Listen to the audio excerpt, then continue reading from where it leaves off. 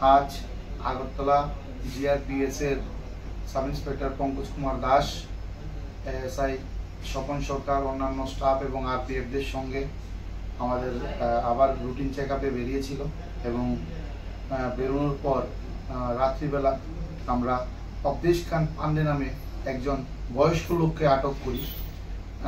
একটি ছিল বালিশ ওর হাতের মধ্যে ছিল। তো বালিশটা দেখে আমাদের স্টাফদের সন্দেহ হয়, কেননা ট্রেনে জার্নি করতে সময় এমনিতেই ট্রেন থেকেই রেলওয়ে থেকেই বালিশ দেওয়া হয়।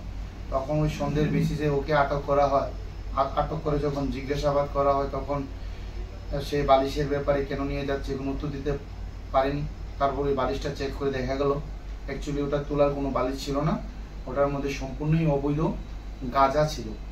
তারপর আমরা তাকে আমরা আটক করি এবং আটক করার পর ওই বালিশের মধ্যে যেই গাঁজা ছিল ওগুলো মাপ করি এবং মাপ করে সর্বমোট 5 কেজি 190 গ্রাম গাঁজা আমরা তার কাছ থেকে উদ্ধার করি, যার বর্তমান বাজার মূল্য হবে প্রায় 70 থেকে 75 হাজার টাকা।